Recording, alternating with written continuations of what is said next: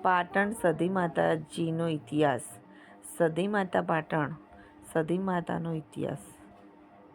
પાટણ શહેરમાં સતી માતાજી પ્રાચીન શક્તિ સ્વરૂપ માતા તરીકે માનવામાં આવે છે.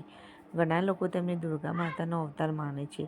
પાટણમાં ખાસ કરીને 3 દરવાજા વિસ્તારમાં સતી માતાજીનું સ્થાનક ખૂબ પ્રસિદ્ધ છે. લોકકથા મુજબ સતી માતાજીનો ઇતિહાસ. સોલંકી સમયની ઘટના. જૂના સમયમાં પાટણમાં રાજા સિદ્ધરાજ જયસિંહનું સિંહાસન હતું. તે સમય દરમિયાન શક્તિ સ્વરૂપ સતી માતાજીનું પ્રાગટ્ય થયું એવી લોકવાયકા છે. હમીર કાકા અને ભેંસોની ઘટના. એકવાર હમીર કાકા નામના ભક્તની ભેંસો પાટણ લઈ જવામાં આવી.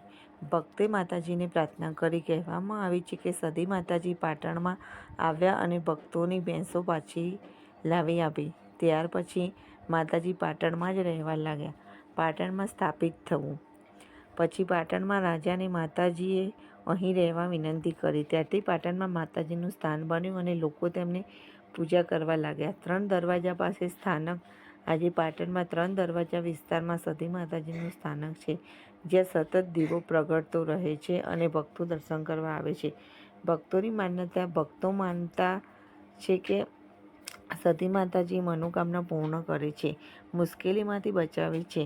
નવરાત્રિ દરમિયાન વિશેષ પૂજા થાય છે. ઘણા લોકો દર મંગળવાર અને રવિવારે દર્શન કરવા આવે છે. ભક્તની પરંપરા અને માતાજીની શક્તિ. ઘણા વર્ષો પહેલાં પાટણ નજીક એક ગરીબ ખેડૂત રહેતો હતો. તે માતાજીનો ખૂબ ભક્ત હતો અને તે દરરોજ દીવો પ્રગટાવી પ્રાર્થના કરતો.